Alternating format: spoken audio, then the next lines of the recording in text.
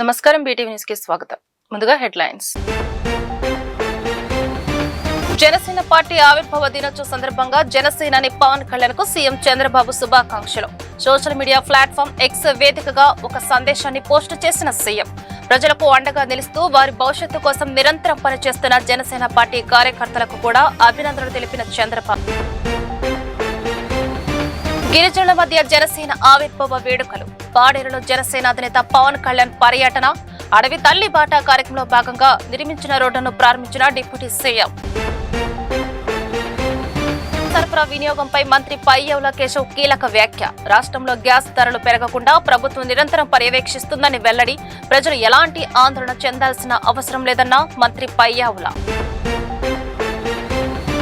Janasena party 13వ ఆవిర్భావ దినోత్సవం సందర్భంగా ముఖ్యమంత్రి నారా చంద్రబాబు నాయుడు, పార్టీ అధ్యక్షుడు, ఉప ముఖ్యమంత్రి పవన్ కళ్యాణ్ కు శుభాకాంక్షలు తెలియజేశారు. ఈ మేరకు ఆయన సోషల్ మీడియా ప్లాట్ఫామ్ ఎక్స్ వేదికగా ఒక సందేశాన్ని పోస్టు చేశారు. జనసేన పార్టీ 13వ ఆవిర్భావ దినోత్సవం సందర్భంగా పార్టీ అధ్యక్షులు, డిప్యూటీ సీఎం పవన్ కళ్యాణ్ గారికి శుభాకాంక్షలు. రాష్ట్ర అభివృద్ధిలో తెలుగు ప్రజల ఆకాంక్షలను నెరవేర్చడంలో జనసేన పోషిస్తున్న పాత్ర అభినందనీయమని చంద్రబాబు తన పోస్టులో పేర్కొన్నారు. ప్రజలకు అండగా నిలుస్తూ వారి భవిష్యత్తు కోసం నిరంతరం పనిచేస్తున్న జనసేన పార్టీ కార్యకర్తలకు కూడా ఆయన అభినందనలు తెలిపారు. ప్రజలకు అండగా నిలుస్తూ వారి భవిష్యత్తు కోసం పనిచేస్తున్న జన సైనికులకు, వీర మహిళలకు, నేతలకు శుభాభినందనలు అంటూ చంద్రబాబు తన సందేశాన్ని పంచుకున్నారు.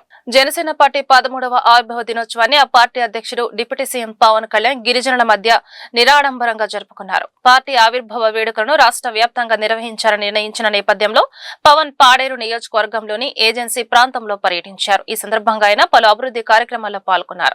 ఓనూరు జంక్షన్ లో పార్టీ పతాకాన్ని ఆవిష్కరించిన పవన్ కళ్యాణ్ అక్కడి నుంచి కాలినడకన తన పర్యటన కొనసాగించారు. ప్రధానమంత్రి జన్ జాతి ఆదివాసీ న్యాయ మహా అభియాన్, జాతీయ గ్రామీణ ఉపాధి హామీ పథకం నిధులతో చేపట్టిన రోడ్ల నిర్మాణం పనులను ఆయన పరిశీలించారు. ఓనూరు జంక్షన్ నుంచి నందిగరువు వరకు సుమారు 2.4 కిలోమీటర్ల మేర నిర్మించిన కొత్త రహదారిపై నడుస్తూ మార్గ మధ్యంలో గిరిజనులతో ఆప్యాయంగా మాట్లాడి వారి సమస్యలు అడిగి తెలుసుకున్నారు. అనంతరం అడవి తల్లి బాటా కార్యక్రమంలో భాగంగా నిర్మించిన రోడ్లను పవన్ ప్రారంభించారు. పర్యటన ముగింపులో నందిగరువు గ్రామంలో గిరిజనులతో ప్రత్యేకంగా మాటా మంతి కార్యక్రమంలో పాల్గొన్నారు. వారి యోగ క్షేమాలను విచారించి వారితో కలిసి సహపంక్తి భోజనం చేశారు.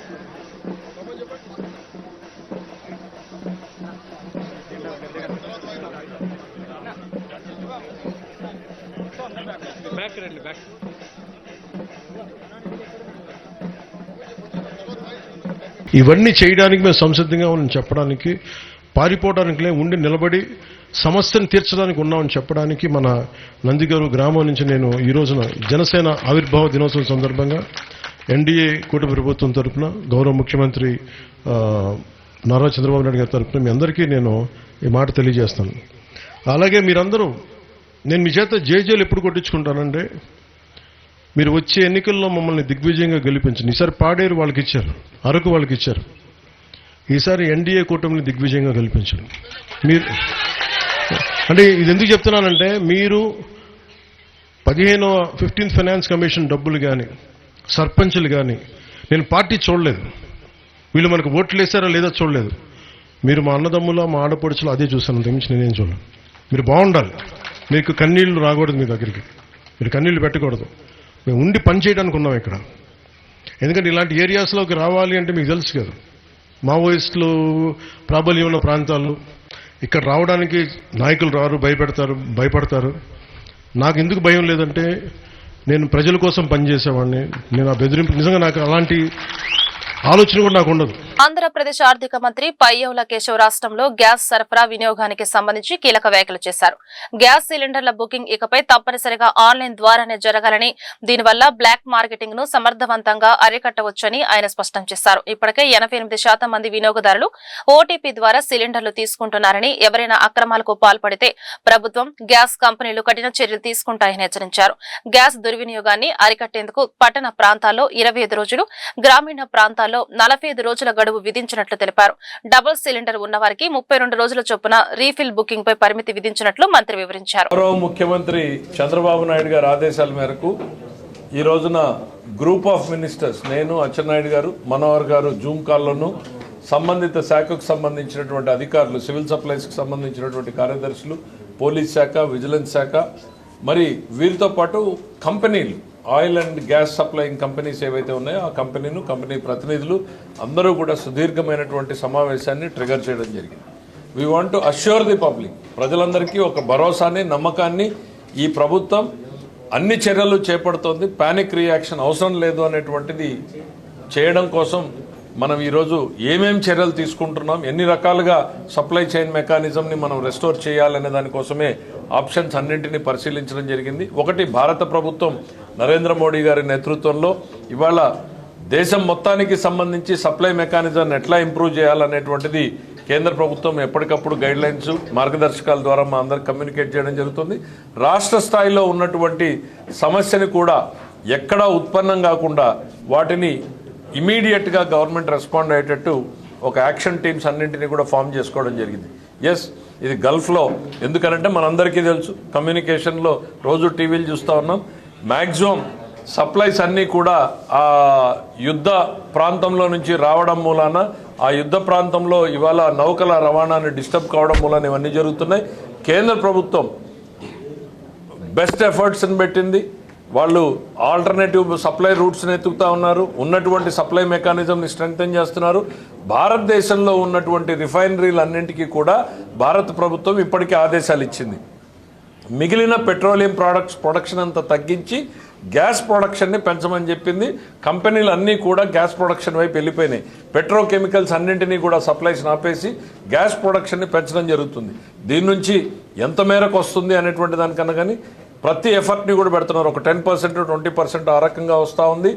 ఆల్టర్నేటివ్గా ఇంకా సప్లై మెకానిజం పెడుతుంది. మరి ఇక్కడికి వచ్చేటప్పటికి గవర్నమెంట్లో కూడా మనం హాస్పిటల్స్ని, హాస్టల్స్ని ఇట్లా ప్రయారిటీస్ చేసుకున్నాం. ఇవి రెండింటికన్నా ముందు ప్రధానంగా డొమెస్టిక్ సిలిండర్స్ ఎక్కడ ఎఫెక్ట్ కాకుండా, కుటుంబాలు ఏవైతే ఇవాళ గ్యాస్ మీద సంప్రదాయ వస్త్రాలకు పెట్టింది పేరైన సావిత్రి హ్యాండ్లూమ్స్ విజయవాడలో అందుబాటులోకి రావడం ఆనందంగా ఉందని డిప్యూటీ పోలీస్ కమిషనర్ సరిత అన్నారు. మహిళలకు నిండు ధనాన్ని ఇచ్చే సంప్రదాయ చేనేత వస్త్రాలను అందిస్తున్న సావిత్రి హ్యాండ్లూమ్స్ ను విజయవాడ పరిసర ప్రాంతవాసులు సద్వినియోగం చేసుకోవాలని ఆమె సూచించారు. ఎన్ని రకాల వస్త్రాలు ఉన్నా మహిళలకు గౌరవాన్ని ఇనుమడింపజేసేదే చీర మాత్రమేనని సరిత స్పష్టం చేశారు. Vijayawada Bandar road HDFC bank సమీపాన చంద్రమౌళిపురంలో నూతనంగా ఏర్పాటైన సావిత్రి హ్యాండ్లూమ్స్ షోరూమ్ ను deputy police commissioner Saritha, Rama, జయతో కలిసి ప్రారంభించారు.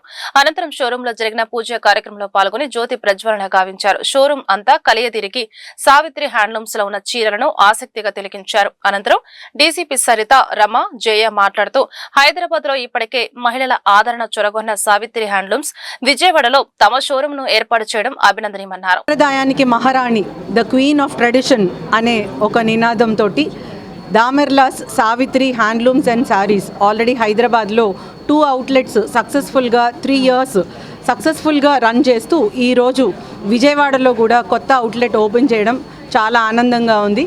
మంచి శారీస్, చాలా అంటే ప్రజలకి, మగువలకి చాలా మనసుకి హత్తుకునేలాగా ఉంటుంది అని ద క్వీన్ ఆఫ్ ట్రెడిషన్ అనే పేరుతోటి ఈ దామెర్లాస్ సావిత్రి శారీస్ ఈరోజు ఇక్కడ ఓపెన్ అవ్వడం చాలా ఆనందంగా ఉంది. And I'm very happy to be part of this grand opening. ఈ Damerla's Savitri owners as well as మొత్తం సిబ్బంది, టీం అందరికీ, ఫ్యామిలీ అందరికీ కూడా హార్దిక శుభాకాంక్షలు తెలియజేసుకుంటున్నాను.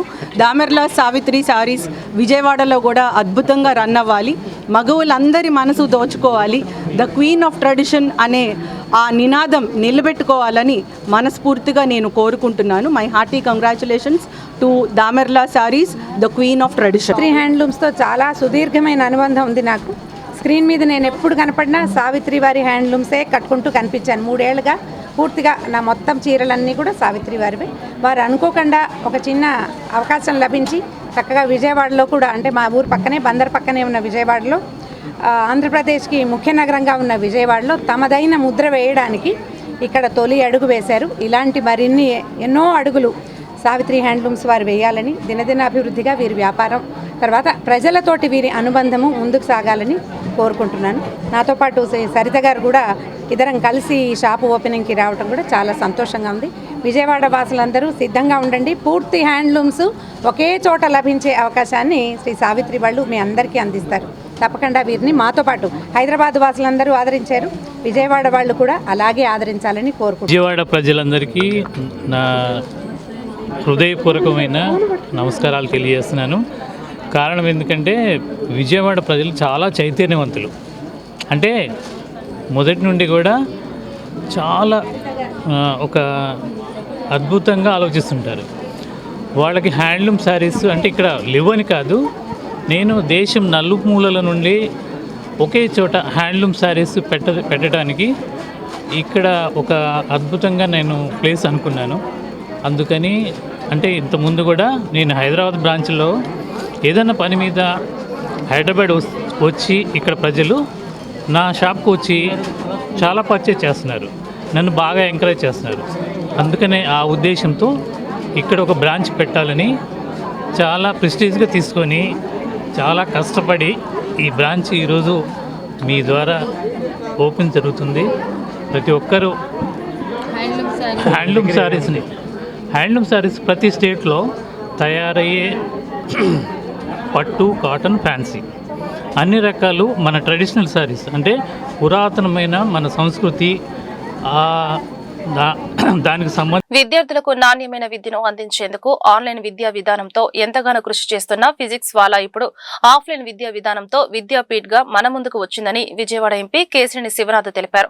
సుదూర ప్రాంతాల విద్యార్థులకు సైతం స్మార్ట్ క్లాసెస్ తో ఫిజిక్స్ వాలా విద్యాపీఠ్ ను నగరంలో ప్రారంభించడం అభినందనీయమన్నారు. రానున్న కాలంలో ఫిజిక్స్ వాలా విద్యాపీఠ్ విద్యార్థులకు నాణ్యమైన విద్యను అందిస్తూ అంచెలంచెలుగా అభివృద్ధి చెందారని ఎంపీ ఆకాంక్షించారు. విద్యార్థులకు నాణ్యమైన విద్యను అందించడంలో మేటి అయిన ఆన్లైన్ ఫిజిక్స్ వాలా ఇప్పుడు నగరంలోని బెంజ్ సర్కిల్ నందు తమ ఆఫ్లైన్ బ్రాంచ్ అయిన విద్యాపీఠ్ ను నూతనంగా ప్రారంభించడం జరిగింది. ఈ కోచింగ్ సెంటర్ ప్రారంభోత్సవ కార్యక్రమంలో విజయవాడ ఎంపీ కేశినేని శివనాథ్, స్థానిక MLA Gadde Rammohan, Penamaluru MLA Bode Prasad, physics వాలా ప్రతినిధులు మహమ్మద్ నజీర్, అమిత్ సింగ్, విద్యాపీఠ్ ప్రతినిధులు సుధాకర్ రెడ్డి, శ్రీనివాసులతో కలిసి పాల్గొన్నారు. ఈ సందర్భంగా ఎంపీ మాట్లాడుతూ ఇప్పటి వరకు ఫిజిక్స్ వాలా ఆన్లైన్ లో క్లాసులు బోధిస్తూ విద్యార్థులకు నాణ్యమైన విద్యను అందిస్తున్న సంగతి తెలిసిందేనని, మొదటిసారిగా ఆఫ్లైన్ విద్యా విధానంతో నగరంలోని బెంచ్ సర్కిల్ నందు విద్యాపీఠ్ ను ప్రారంభించడం అభినందనీయమన్నారు. అనంతరం ఫిజిక్స్ వాలా విద్యాపీఠ్ ప్రతినిధులు మాట్లాడుతూ విద్యార్థులకు నాణ్యమైన విద్యను అందించడమే తమ ప్రధాన లక్ష్యమని, విశాఖపట్నం, విజయవాడ కేంద్రంగా ప్రారంభించిన ఫిజిక్స్ వాలా విద్యాపీఠ్ ను రాష్ట్ర వ్యాప్తంగా విస్తరించినట్లు తెలియజేశారు. Good afternoon to all of you and a warm welcome for joining all of us today in the inauguration ceremony of Physics Wala Vidyapith at Vijayawada. Thanks to all of you. Well, Vijayawada Vidyapith is our second offline classroom setup here in Andhra Pradesh. Yesterday, fortunately, we had opened our first branch at Vizag. And today is the opening for the second branch here at Vijayawada. I was just discussing this, with the other media team also, that Andhra Pradesh is the hub of education, right? Especially when we talk about the test preparation in NEET, JEE, and students of foundation courses. So that was our main purpose and reason of planning our expansion here in the state of Andhra Pradesh. There were many students who, because we were not present here in offline mode, were opting for our online courses, and they were also traveling to other states or cities for the offline coaching support. But now when we have opened our center here at Vijayawada, all those students who are studying from class 8th to 12th, or they have passed their class 12th exam and are looking for NEET and JEE test prep support or foundation Olympiads and competitive శుభోదయం. ఆంధ్రప్రదేశ్లో విజయవాడలో ఈరోజు physics వాలా Vidyapeeth offline సెంటర్ని ఈరోజు ప్రారంభించడం జరిగింది. ఒక 4 నెలల క్రితం ఇన్ఫర్మేషన్ సెంటర్ని విజయవాడలో స్టార్ట్ చేసి ఈరోజు ఫుల్ లెంత్ కంప్లీట్ ఫర్నిచర్తో డిజిటల్లీ క్లాస్ రూమ్స్తో మొత్తం 800 నుంచి 1000 కెపాసిటీకి తగ్గట్టుగా మనం ఈరోజు ఫిజిక్స్ వాలా ఆఫ్లైన్ సెంటర్ని విజయవాడలో ప్రారంభించడం జరిగింది. నిన్న వైజాగ్లో ఇదే రకమైనటువంటి సెంటర్ ఆఫ్లైన్ సెంటర్ని వైజాగ్లో ప్రారంభించాం. ఈరోజు విజయవాడలో ప్రారంభించాం. మొట్టమొదటిగా ఆంధ్రప్రదేశ్లో ఈ 2 నగరాల్లో డే అండ్ రెసిడెన్షియల్ ఆప్షన్స్ ఇస్తూ విద్యార్థులకి నీట్, ఐఐటి +1 +2లో కోచింగ్, అలాగే 8th 9th 10th స్టూడెంట్స్ యొక్క ఫౌండేషన్కి ఇక్కడ ఆఫ్లైన్ కోచింగ్ ఇవ్వడం జరుగుతుంది. ఈ ప్రతి క్లాస్ రూమ్ కూడా డిజిటల్ ఎక్విప్మెంట్తో కంప్లీట్ ఇన్ఫ్రాస్ట్రక్చర్తో నిండి ఉంది. ఇన్ కేస్ ఇక్కడ ఉన్నటువంటి డిజిటల్ క్లాస్ రూమ్లో పిల్లలు క్లాసులు ఒకవేళ తప్పినట్టయితే వారు దూరం నుంచి అయినా కూడా ఇక్కడ రికార్డ్ అయినటువంటి క్లాసుల్ని. అమరావతిలో క్వాంటం వ్యాలీ రూపుదిద్దుకుంటున్న నేపథ్యంలో భౌతిక శాస్త్రంలో విప్లవాత్మకమైన మార్పులకు అవకాశం ఉంటుందని యూనివర్సిటీ భౌతిక శాస్త్ర పూర్వ అధ్యాపకులు, పూర్వ విద్యార్థులు అభిప్రాయపడ్డారు.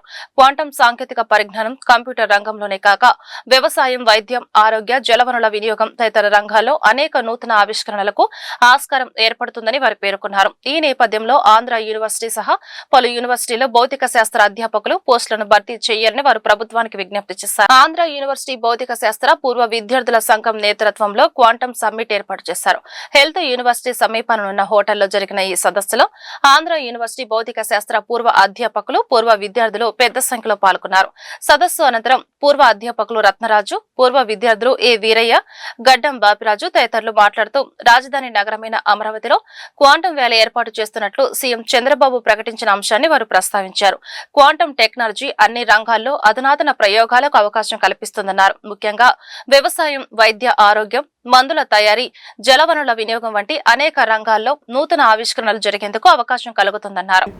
క్వాంటమ్ అగ్రికల్చర్, క్వాంటమ్ కంప్యూటర్స్ అన్నీ డిజిటలైజ్ చేసి క్వాంటమ్ ఐడియాస్తోనే డెవలప్ చేస్తున్నారు. క్వాంటమ్ అగ్రికల్చర్, క్వాంటమ్ కంప్యూటర్స్కి ఏంటి అడ్వాంటేజ్ అంటే it uses qubits which can be superposed in many ways, and when you make complex calculations, it gives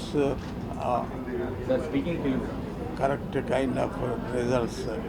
It examines the floor humidity, what kind of manures can it take, how much of water should be given. All these quantities will be optimized. Exactly, optimized అంటే ఏది ఎంత కావాలో అది calculate చేసి ఆ మేరకే దాన్ని receive చేసుకొని పంటలు పండించడానికి. అలాగే క్వాంటమ్ సూపర్ పొజిషన్ని ఉపయోగించుకొని సెవెరల్ కైండ్స్ ఆఫ్ మాలిక్యూల్స్ని తీసుకుని వాటిని ఆప్టిమైజ్ చేసి దానిలో నుంచి డిఫరెంట్ కైండ్స్ ఆఫ్ డిసీజెస్కి కొత్త డ్రగ్స్ కనుగొనడానికి దాన్ని ఉపయోగిస్తున్నారు. కాబట్టి తప్పనిసరిగా. నా పేరు మేజర్ డాక్టర్ ఏ వీరయ్య. నేను డిఎన్ఆర్ కళాశాలలో భౌతిక శాస్త్ర అధ్యాపకుడిగా పనిచేస్తున్నాను. అయితే ఈ ఆంధ్ర యూనివర్సిటీ ఆలుమ్ని క్వాంటమ్ సమ్మిట్ అని ఈరోజు మన విజయవాడలో మన దాదాపు 5.5 దశాబ్దాల ఆలుమ్ని అంటే పూర్వ విద్యార్థులు అందరూ కలిపి ఒక క్వాంటమ్ సమ్మిట్ అనేది ఇక్కడ ఏర్పాటు చేయడం జరిగింది. దీనికి ముఖ్య అతిథిగా మా గురువు గారు ప్రొఫెసర్ ఆర్డి రతనరాజు గారు హాజరయ్యారు. మరి వారితో పాటు మా గురువులందరూ కూడా ఇక్కడికి విచ్చేయడం జరిగింది. మరి 6 దశాబ్దాల పూర్వ విద్యార్థులు అందరూ కూడా ఇక్కడ కలుసుకోవడం జరిగింది. ఈ సదస్సులో ముఖ్యంగా క్వాంటమ్ సమ్మిట్ అనేది మనం టాపిక్ తీసుకుని ఇది అందరికీ వెళ్ళాలి. తర్వాత ఆంధ్ర విశ్వవిద్యాలయంలో ఉన్నటువంటి భౌతిక శాస్త్ర విభాగం యొక్క ఔన్నత్యం ఇంకా పెరగాలని చెప్పి దాంట్లో మరి ఈ రోజున చూసినట్లయితే రిక్రూట్మెంట్స్ లేక మరి పరిస్థితులు ఏమైనప్పటికీ కూడా మరి యూనివర్సిటీలో ఒకే ఒక్క అధ్యాపకులతో యూనివర్సిటీ నడుస్తూ ఉంది.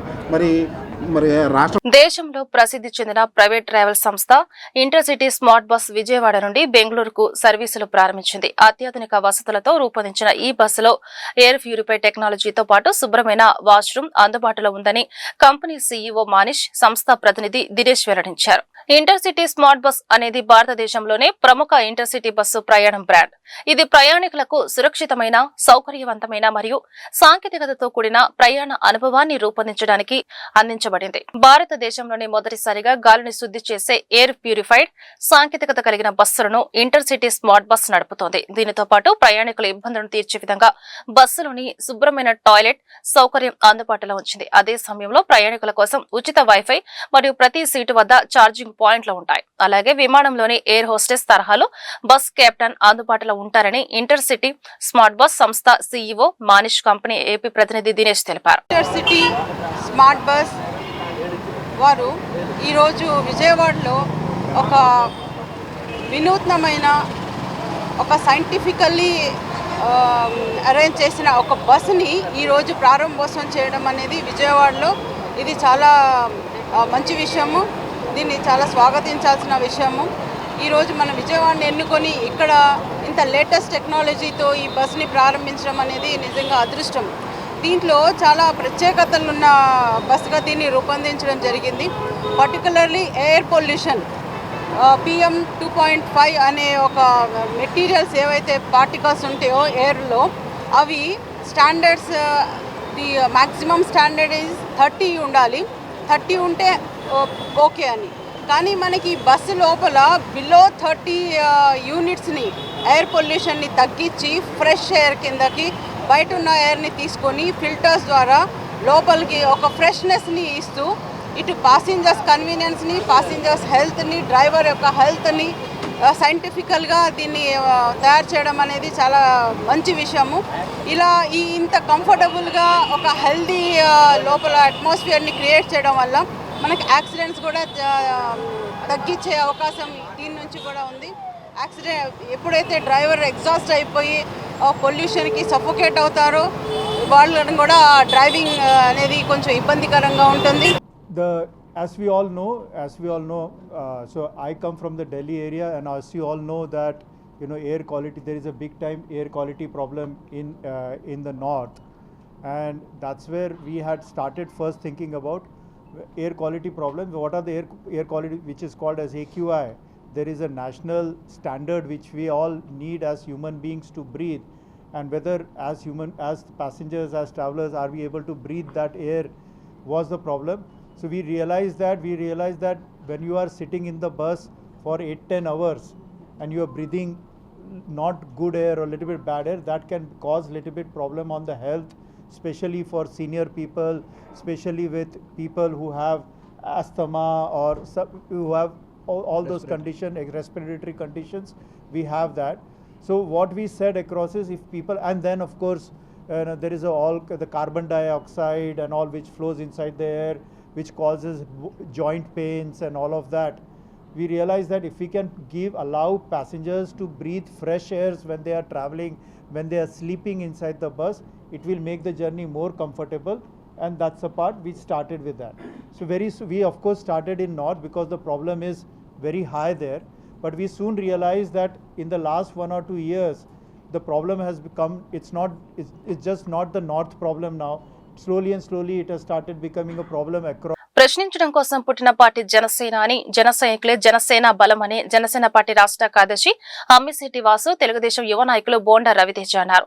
జనసేన పార్టీ ఎన్నో ఒడిదుడుకులు తట్టుకుని కూటమితో జతకట్టి అద్భుత విజయాన్ని సాధించిందని, అధికారంలోకి వచ్చినప్పటి నుండి జనసేనాని పవన్ కళ్యాణ్ రాష్ట్ర ప్రజా సంక్షేమ అభివృద్ధి కోసం కృషి చేస్తున్నారని తెలిపారు. రానున్న కాలంలో కూటమితో కలిసి జనసేన పార్టీ అద్భుత పాలన సాగించాలని ఆకాంక్షించారు. విజయవాడ రామవరపాడులో జనసేన పార్టీ 13వ ఆవిర్భావ దినోత్సవం సందర్భంగా జనసేన పార్టీ రామవరప్పాడు గ్రామ అధ్యక్షులు అడ్డగిరి రామకృష్ణ, రామవరప్పాడు జనసేన పార్టీ యువ నాయకులు పమిడిముక్కల పవన్ కళ్యాణ్ ఆధ్వర్యంలో అమరావతి మల్టీ స్పెషాలిటీ హాస్పిటల్ సౌజన్యంతో ఉచిత మెగా వైద్య శిబిరం నిర్వహించడం జరిగింది. ఈ ఉచిత మెగా వైద్య శిబిరానికి జనసేన పార్టీ రాష్ట్ర కార్యదర్శి అమ్మిశెట్టి వాసు, తెలుగుదేశం పార్టీ యువ నాయకులు బోండా రవితేజ, గన్నవరం నియోజకవర్గ జనసేన పార్టీ నాయకులు చలమలశెట్టి రమేష్ బాబు, ఎర్లగడ్డ వెంకట్రావు గారి సోదరుడు సతీష్, గరికపాటి శివశంకర్, కొల్ల ఆనంద్ కుమార్, బాలాజీ జనసేన ముఖ్య నాయకులు ఇచ్చేశారు. రాజకీయ ప్రస్థానాన్ని మొదలుపెట్టి ప్రశ్నించడం కోసమే పార్టీని ఎస్టాబ్లిష్ చేసి మరి 10 సంవత్సరాలు ప్రతిపక్షంలో ఉన్నప్పటికీ 2019లో ఆయన పోటీ చేసిన నియోజకవర్గంలో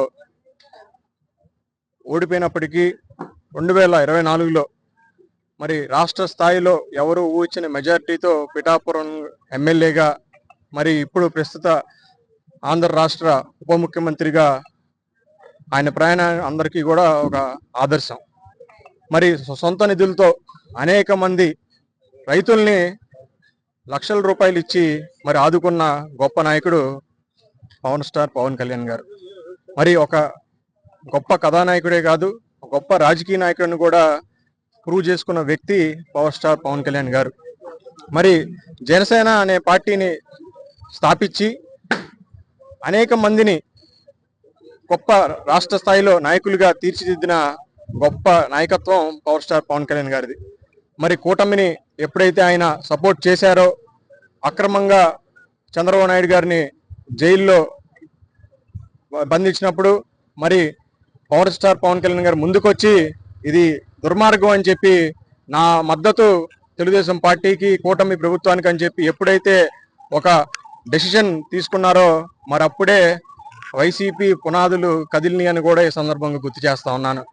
మరి ఇప్పుడు 165 స్థానాల్లో ఇంత భారీ మెజారిటీ కూటమి కైవసం చేసుకుందంటే దీంట్లో చాలా పెద్ద పాత్ర పవర్ స్టార్ పవన్ కళ్యాణ్ గారిది, అదేవిధంగా జన సైనికులది, వీర మహిళలది అని కూడా ఈ సందర్భంగా.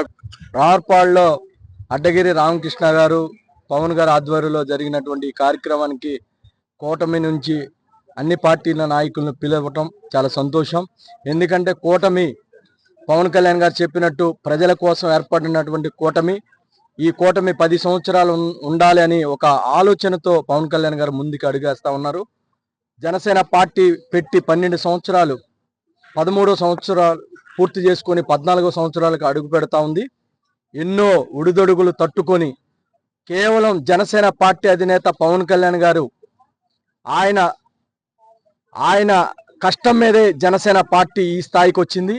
దీనికి ఆయన ఆశయాన్ని, జెండాని ముందుకు తీసుకెళ్తున్నటువంటి జనసేన కార్యకర్తలు, వీర మహిళలు పెద్ద ఎత్తున పార్టీ కోసం నిస్వార్థంగా 13 సంవత్సరాలుగా పనిచేసినటువంటి అందరికీ పేరు పేరున నా హృదయపూర్వక ధన్యవాదాలు తెలుపుకుంటూ రానున్న రోజుల్లో జనసేన పార్టీ రాష్ట్ర స్థాయిలో మంచి ఉన్నతమైన స్థాయికి వెళ్ళాలని మనస్ఫూర్తిగా కోరుకుంటూ, మన్యం ప్రాంతం ఎప్పుడు కూడా మన్యం ప్రాంతానికి ఓట్లేసుకునే రాజకీయ నాయకులను చూసాం, కానీ ఈ రోజు రోడ్లేసే నాయకుడు పవన్ కళ్యాణ్ గారు ఈ రోజు ఆవిర్భావం. అందరికీ నమస్కారం అండి.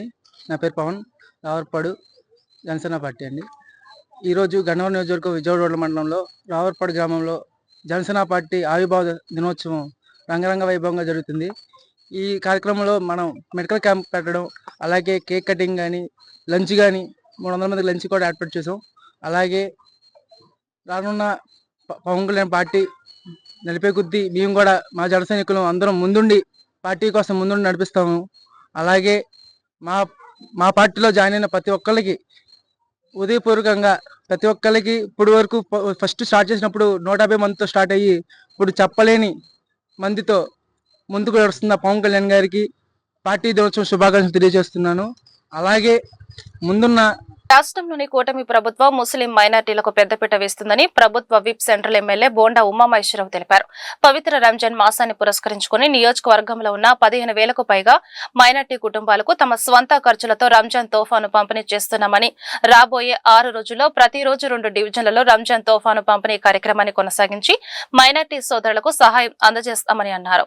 64వ డివిజన్ కండ్రిక మజీదీ హబీబీ వెనకవైపు ఉన్న గ్రౌండ్ లో డివిజన్ లోని 1000 మైనార్టీ కుటుంబాలకు ప్రభుత్వ విప్ సెంట్రల్ శాసనసభ్యులు బోండా ఉమామహేశ్వరరావు డివిజన్ ఇన్ఛార్జ్ రవికుమార్ తో కలిసి పవిత్ర రంజాన్ సందర్భంగా రంజాన్ తోఫా అందించడం జరిగింది. ఈ సందర్భంగా బోండా ఉమా మాట్లాడుతూ ప్రపంచవ్యాప్తంగా ముస్లిం సోదరులు భక్తి శ్రద్ధలతో కఠోర ఉపవాస దీక్షలతో రంజాన్ మాసాన్ని ఆచరిస్తారని, ఈ పవిత్ర మాసంలో అల్లాహును ప్రార్థిస్తూ రాష్ట్రం, దేశం, ప్రపంచ సుఖశాంతులతో ఉండాలని కోరుకుంటున్నారని తెలిపారు.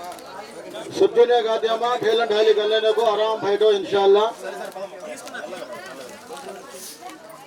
सबको मिल जाते खेलन नहीं कर लेना आराम से लेके चल जाओ।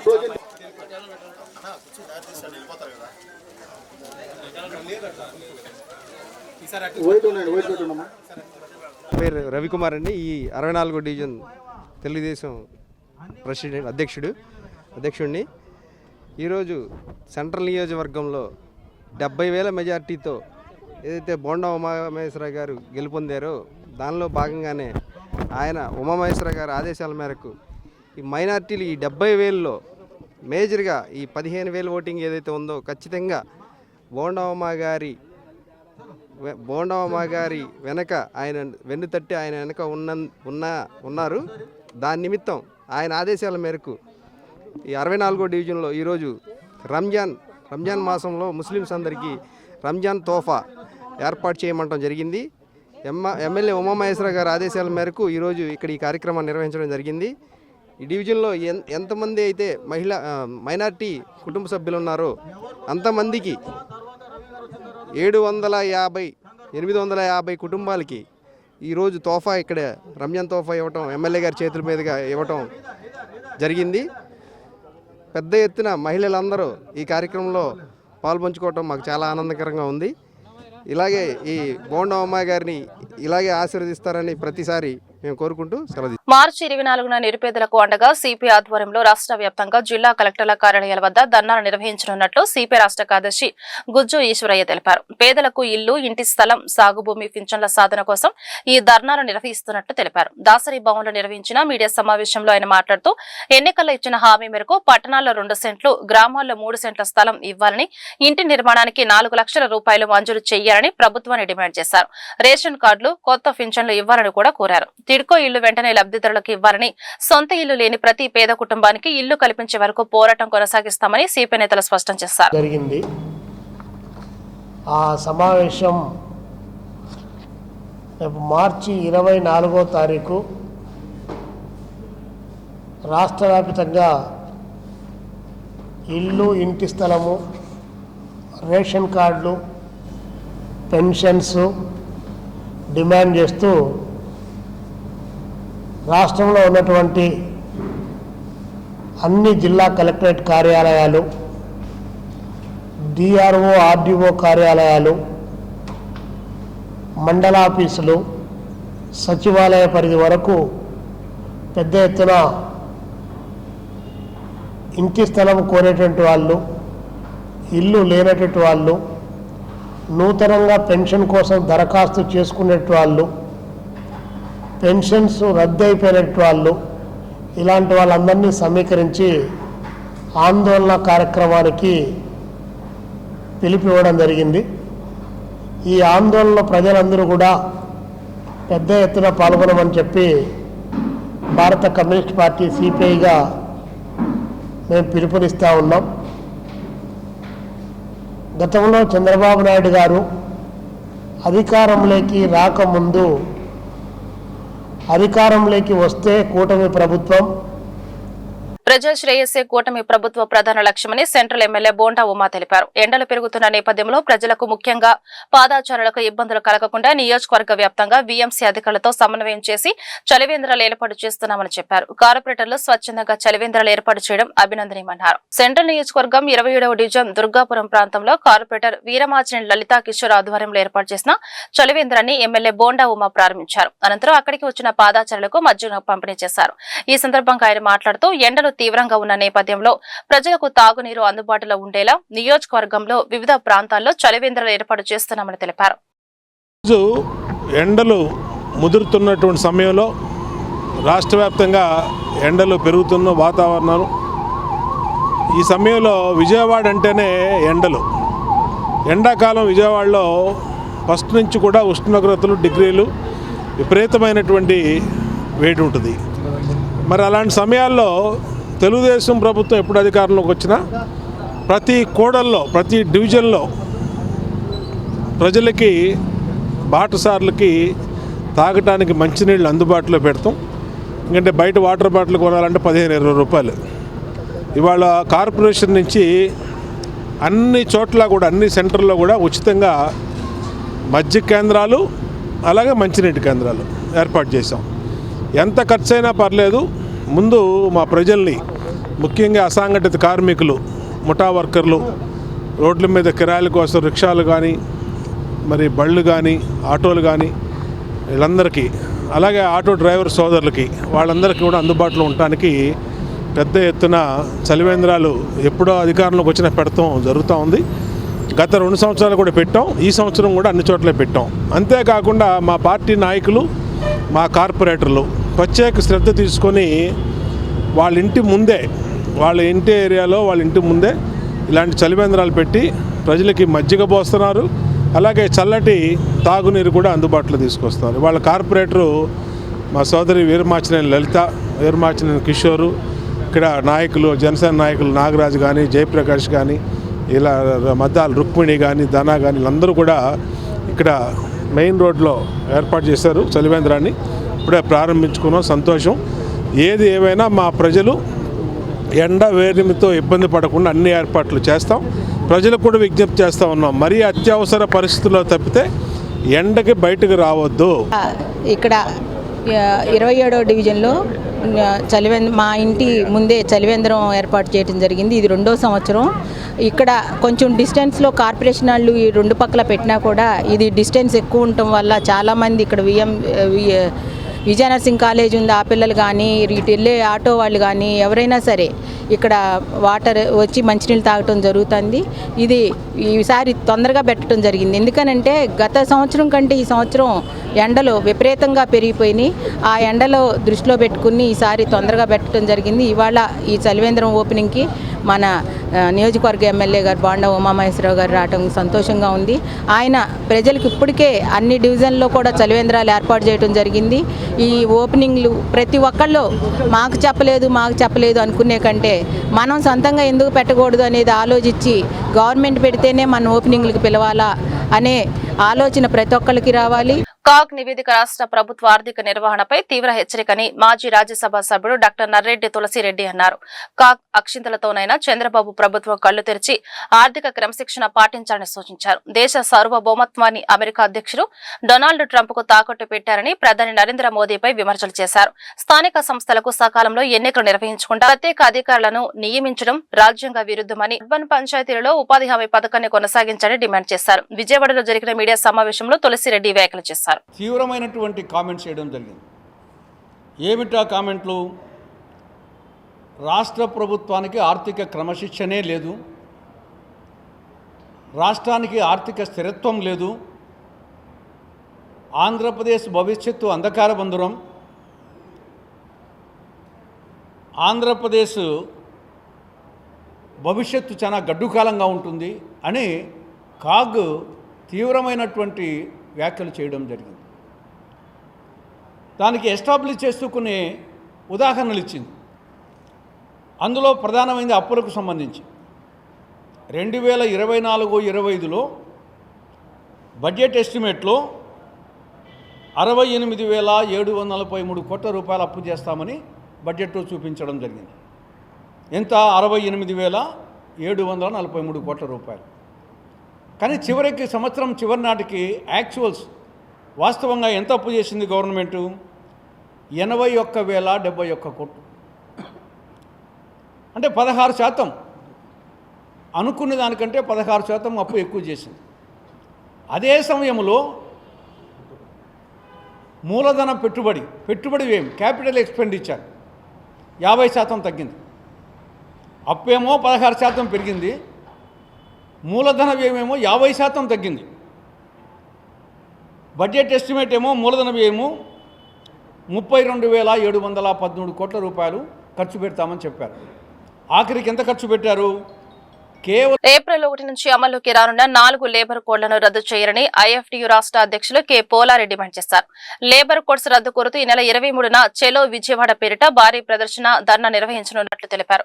కార్మికులు పెద్ద ఎత్తున పాల్గొని విజయవంతం చేయాలని పిలుపునిచ్చారు. ఐఎఫ్టియు జాతీయ కమిటీ పిలుపు మేరకు ఎన్టీఆర్ జిల్లా కమిటీ ఆధ్వర్యంలో ధర్నా చౌక్ వద్ద నిరసన కార్యక్రమం నిర్వహించారు. ఈ ధర్నాలో ఆటో, మోటార్, హమాలీ కార్మికులు పెద్ద సంఖ్యలో పాల్గొన్నారు. ఈ సందర్భంగా కె పోలారి మాట్లాడుతూ కార్మిక వర్గం వ్యతిరేకిస్తున్న 4 లేబర్ కోడ్లను కేంద్ర ప్రభుత్వం అమలుకి తీసుకురావడం అన్యాయమన్నారు. పాత కార్మిక చట్టాలను కొనసాగించాలని డిమాండ్ చేశారు. రాష్ట్రంలో 8 గంటల పనిని 10 నుంచి 12 గంటల వరకు పెంచే విధంగా చట్టం చేయడం కార్మికులకు నష్టమన్నారు.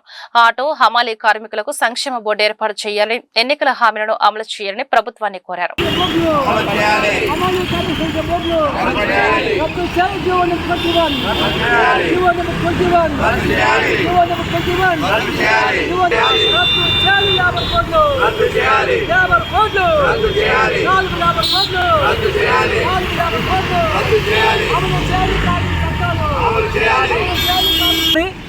ఐఎఫ్టీ రాష్ట్ర అధ్యక్షుడిని రేపు ఏప్రిల్ 1 నుంచి లేబర్ కోడ్లు అమలు చేయబోతా ఉన్నారు.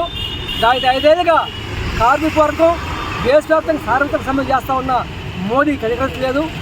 ఇవాళ కార్మిక వర్గం దాడి చేస్తూ మొత్తం చట్టాలను అమలు కోరుకుంటా ఉన్నారు. దీన్ని వ్యతిరేకిస్తూ ఉన్నాం. ఐఎఫ్టీ జాతీయ కమిటీ ఈ ఏప్రిల్ 1 నుంచి లేబర్ కోడ్లు అమలు చేయడం రకంగా డిమాండ్ చేస్తూ దేశవ్యాప్తంగా భాగంగా ఈరోజు కార్యక్రమం చేస్తూ ఉన్నాం.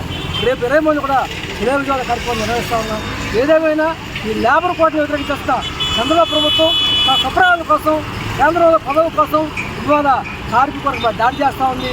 లేబర్ కోడ్ని ఒక రకంగా అమలు చేయడానికి ముందుకెళ్తా ఉంది. అదే రకంగా లేబర్ కోడ్లు అమలులో రాకముందే 10 గంటలు పనిచేస్తూ అసెంబ్లీ తీర్మానం చేసి చట్టం చేశారు. ఈ రకంగా కార్మిక వర్గంలో దాడి చేస్తూ రాష్ట్ర సంపద మాత్రం దోచిపడతా ఉన్నారు. ఆటో కార్మికులకి హామీ అమలు చేయడానికి మనకు అవకాశం లేదు. అదే రకంగా హమాలీ కార్మిక వర్గకి హామీలు అమలు చేయరు, మహిళలకి హామీలు అమలు చేయరు, నిరుద్యోగులకి హామీలు అమలు చేయరు. హామీలు అమలు చేయడానికి డబ్బులు లేవే రకం మాట్లాడుతున్నారు. కానీ వేల కోట్ల రూపాయల వల్ల పరిశ్రమలు దారదత్తం చేస్తూ ఉన్నారు, రాజీ చేస్తూ ఉన్నారు. చివరికి ముఖ్యమంత్రి తన సొంత హెరిటేజ్కి వల్ల 200 కోట్ల రూపాయల రాజీ పొందుతూ ఉన్నారు. ఈ రకంగా దేశ సంపద దోసుకుంటూ ఉన్నారు. ఈ దోపిడిని వ్యతిరేకిస్తూ ఉన్నాం. ఇవాళ చంద్రబాబు ప్రభుత్వం కార్మిక చట్టాలను అమలు చేయాలనే రకంగా, కనీస వేతనం పెట్టాలనే రకంగా కోరుతా ఉన్నాం. అదే రకంగా లేబర్ కోడ్ని వ్యతిరేకిస్తూ అసెంబ్లీలో తీర్మానం చేయాల్సిన సందర్భంగా ఈ సందర్భంగా వార్తలు ముగించే ముందు హెడ్లైన్స్ మరొకసారి. జనసేన పార్టీ ఆవిర్భావ దినోత్సవం సందర్భంగా జనసేనాని పవన్ కళ్యాణ్ కు సీఎం చంద్రబాబు శుభాకాంక్షలు. సోషల్ మీడియా ప్లాట్ఫామ్ ఎక్స్ వేదికగా ఒక సందేశాన్ని పోస్టు చేసిన సీఎం ప్రజలకు అండగా నిలుస్తూ వారి భవిష్యత్తు కోసం నిరంతరం పనిచేస్తున్న జనసేన పార్టీ కార్యకర్తలకు కూడా అభినందనలు తెలిపిన చంద్రబాబు. గిరిజనుల మధ్య జనసేన ఆవిర్భావ వేడుకలు. పాడేరులో జనసేన అధినేత పవన్ కళ్యాణ్ పర్యటన. అడవి తల్లి బాట కార్యక్రమంలో భాగంగా నిర్మించిన రోడ్డును ప్రారంభించిన డిప్యూటీ సీఎం. సరఫరా వినియోగంపై మంత్రి పయ్యావుల కేశవ్ కీలక వ్యాఖ్య. రాష్ట్రంలో గ్యాస్ ధరలు పెరగకుండా ప్రభుత్వం నిరంతరం పర్యవేక్షిస్తుందని వెల్లడి. ప్రజలు ఎలాంటి ఆందోళన చెందాల్సిన అవసరం లేదన్న మంత్రి పయ్యావుల.